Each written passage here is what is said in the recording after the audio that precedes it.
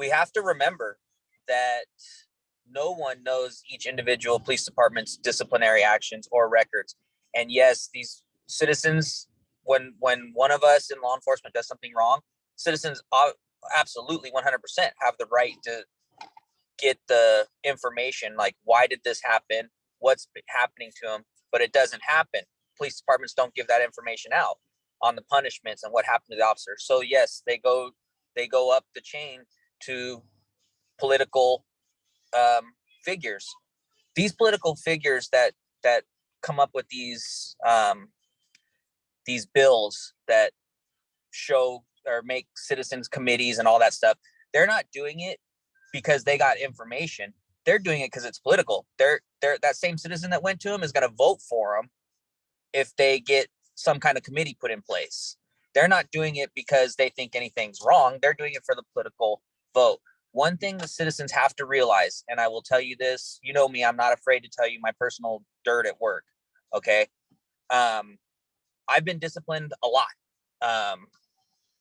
My supervisor is actually in on this meeting, and he can attest. I run my mouth at work to my supervisors, to my coworkers. And I know where I stand, what I can do and can't do per policy. And when I get disciplined, when you get disciplined, one thing that happens is you're off work with no pay.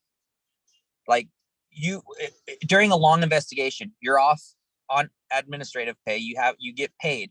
But once your discipline comes down, you could get 3 days, 5 days, 7 days, up to 17 days of no pay. And then if you get an 18th day of no pay. So these are things that the general public don't see. So they call for these committees because, right, for whatever reason, I don't know why, I can't figure it out, police departments don't share how they discipline. So as human nature, if I'm a general public, and I was before I was an officer, and I don't see that officer being disciplined, I see what he did wrong because it made national news, but I don't see how he got disciplined. The first thing I think of, conspiracy cover up. Oh, they're not punishing him.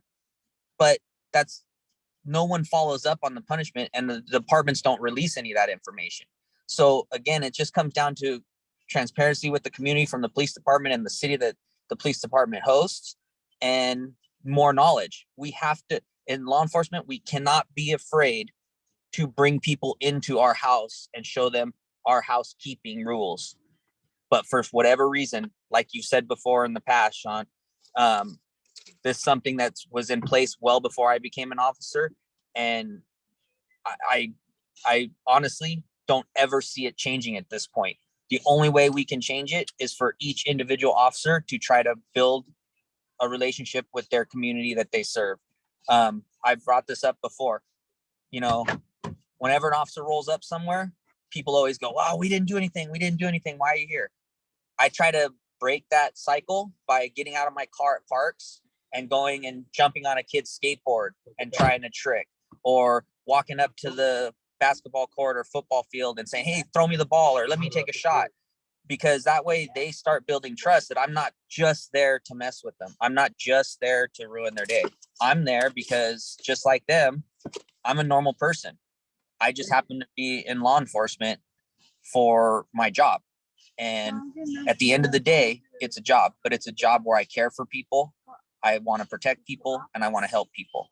So it's just a matter, like I said, we got to do better at educating the community on what we're doing.